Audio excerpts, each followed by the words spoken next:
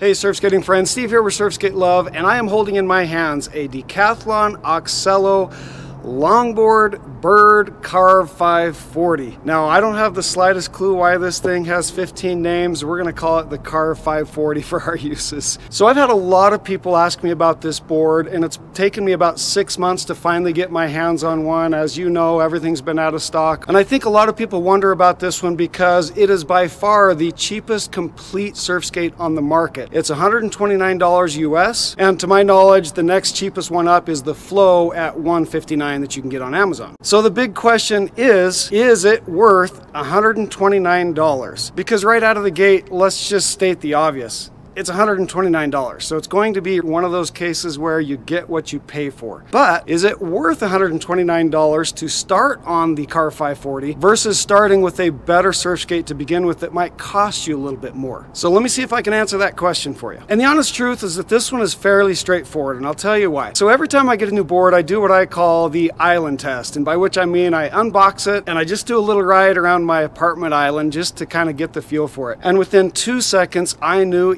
immediately what was wrong with the Carve 540. So let me show you what that is. I'm going to jump on here. We'll try to demonstrate this.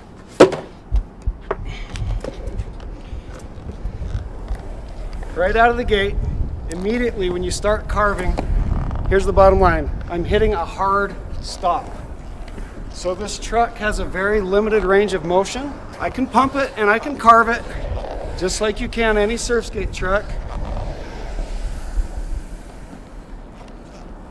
It's hard getting started.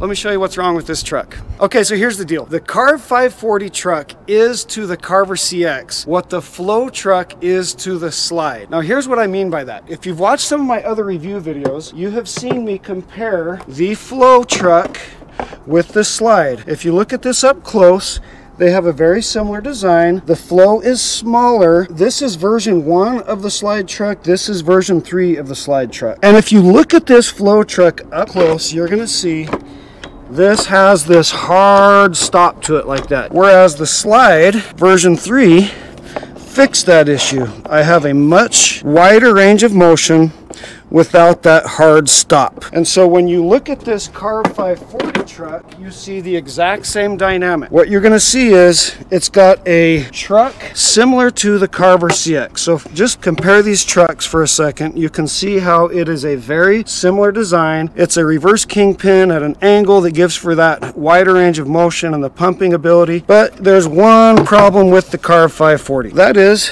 that you've got a hard stop, just like the Flow, which you do not have on the Carver CX. So when you look at this up close, and you'll have to kind of see it from the bottom here, you can see how this piece right here, the way it's designed, which is different than the Carver CX, that's what's hitting right there.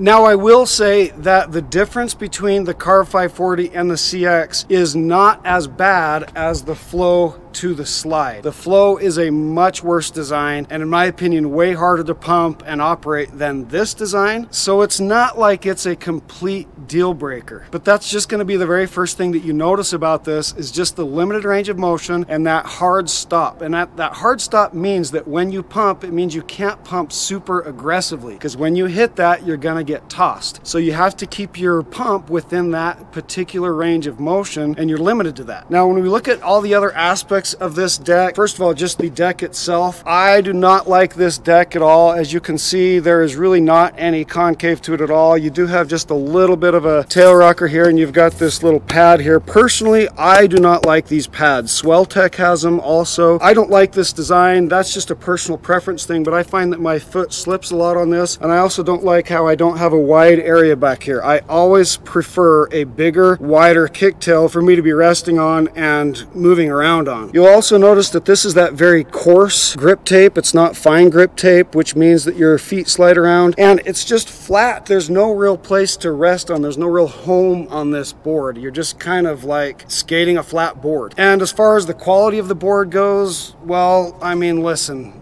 it's 129 bucks, so how quality can it be? I am not really going to ride this board ever again after doing this review, so I can't speak to the longevity of it, but if I had to guess, I'd say that you're not going to get a whole lot of life out of this board, and you're probably going to see a lot of things coming apart on it. As far as the wheels go, they're okay. I don't love them. They are 65 millimeters in diameter and 78A durometer, which is a pretty typical surf skate truck, but they're also stone ground, which means that they are less grippy than you're going to get from most surf skate wheels. And you'll also see that it's rounded, which means that they're made for sliding. And I imagine that they would slide pretty easily too, because this 78A durometer is a pretty hard formula. You can see I'm not really getting much flex out of this at all. So these wheels are okay, I guess, but they're absolutely not my preferred surf skate wheels, and they do not perform nearly as well as what you're going to get out of, say, a Carver Ecothane or even a Yow Cinetic. And also, just to test this board, I've ridden it in a lot of different environments, but I also took it to a bowl. Over the last few weeks, I have been practicing bowl riding, and as you can tell, I am not great at a bowl at all, but I can ride it a little bit, enough to know how a board's going to respond. And so what you're going to see here is me practicing on a Carver Green Room, and then compared to the Carve 540. So the Carve 540, I can ride it in a bowl, but number one, the deck is horrible to ride in a bowl because it's so flat. There's just no real pockets on either your front foot or your back foot to rest in. And then obviously the limited range of motion on the truck is going to affect those turns as well. So yeah, you can see you could ride this in a bowl, but in my opinion, better surf skates are way better for riding in a bowl,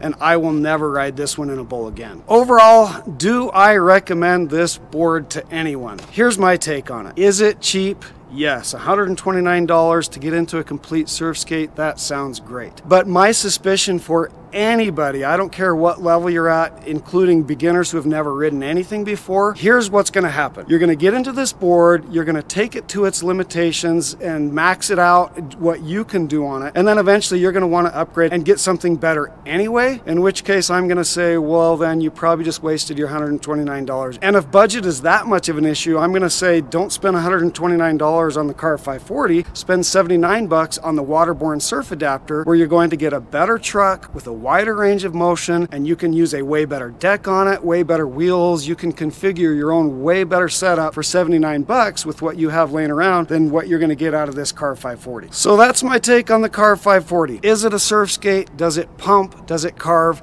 Yes. But it has one major design flaw that just, for me, completely kills the deal, which is the hard stop on the truck. And then everything else about it just is not fun to ride. I think your 129 bucks is way better spent going towards a Carver or a Slide. So I'm going to say, if budget is an issue, save your pennies and wait till you can get something better than the Carve 540.